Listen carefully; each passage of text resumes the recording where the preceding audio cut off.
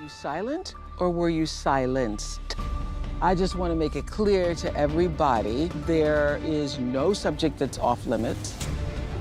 Almost unsurvivable sounds like there was a breaking point. My biggest concern was history repeating itself. You've said some pretty shocking things here. Wait, hold up, wait a minute. With the tabloids. There was such an obsession about anything in my world, including tracking down my parents, and I did everything I could to protect both of them in that media frenzy. But for over a year, the UK tabloids were trying to find my dad, offering people so much money to try to find his address. Once they did, I remember being told there was a huge headline like, "We found him," or "We've got him." You're talking about someone's father. And from that point, the tabloids, they moved into the apartment next door and across from him, descended on this small town, were just giving him gifts. The whole thing brings us to where we are today. Did it feel like betrayal when you found out your father was working with the tabloids?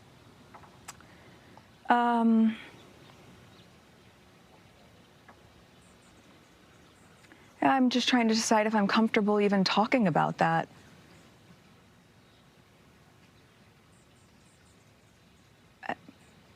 If we're going to use the word betrayal, it's because when I asked him, when we were told by the comms team this is a story that was going to be coming out, which, by the way, the tabloids had apparently known for a month or so and decided to hold until the Sunday before our wedding because they wanted to create drama, which is also a really key point in all this. They don't report the news, they create the news. We called my dad and I asked him, and he said, "No, absolutely not." And I said, you know, the institution has never intervened for anything for us, but they can try to go in and kill this story. But if they do this once, we're not going to be able to use that same leverage to protect our own kids one day. He said, no, absolutely not. He hadn't been talking to them? Yeah. So he basically lied to you. Well, and so when I said we won't be able to protect our own kids one day, and I said, so I just need you to tell me, and if you tell me the truth, we can help. And he wasn't able to do that. And that, for me, has really resonated, especially now as a mother. You know. Not being willing to protect you. And also me saying, just full stop, if we use this to protect you, we won't be able to protect our own children one day. Well, I'm talking about your grandchildren. So I can't, I mean, I look at Archie, I think about this child, and I go, I genuinely can't imagine doing anything to intentionally cause pain to my child. I can't imagine it.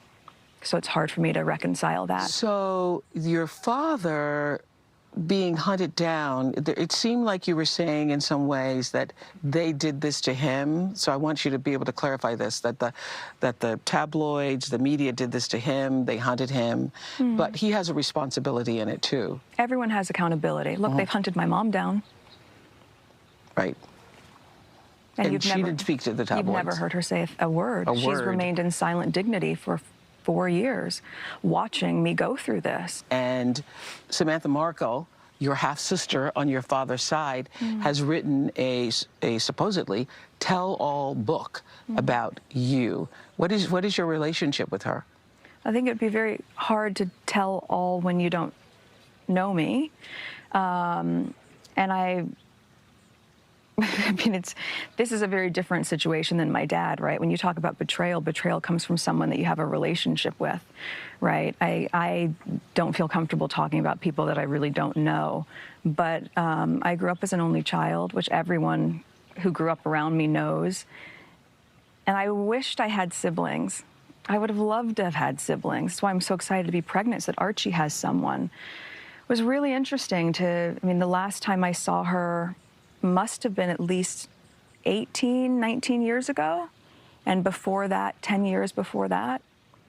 So you all weren't close, you didn't grow up together? No. She doesn't really know you? No, she changed her last name back to Markle I think she was in her early 50s at that time, only when I started dating Harry. So I think that says...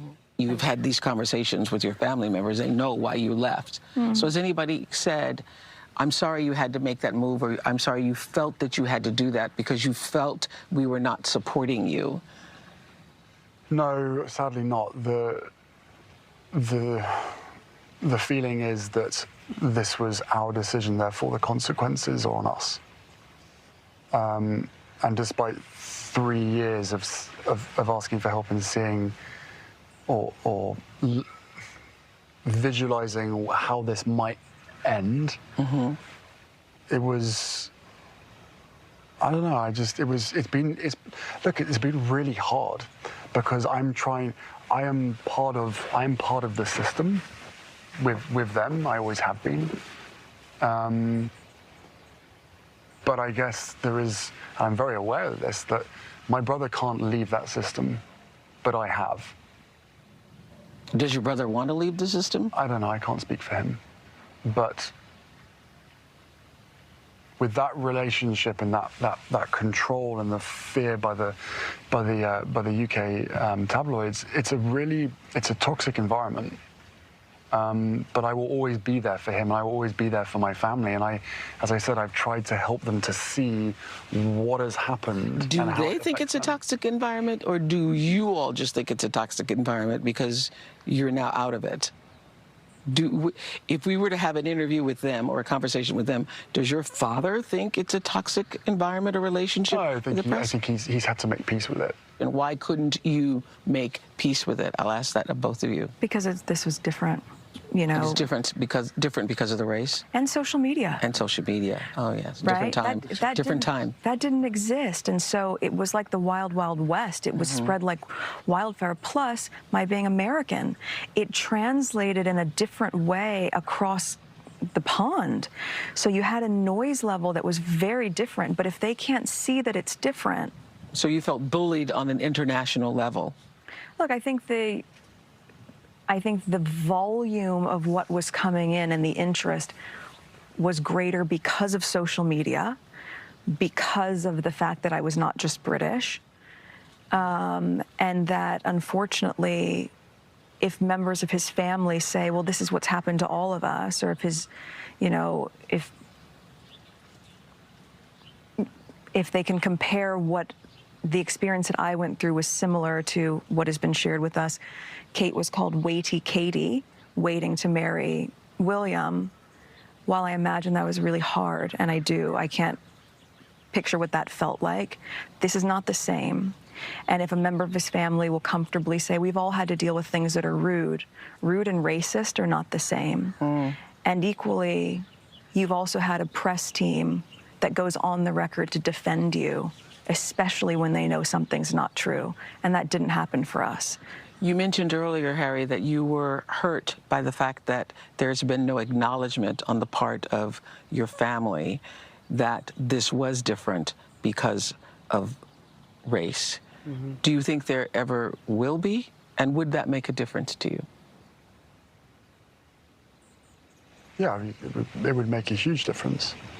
You know, as I said, there's a lot of people that have seen it for what it was.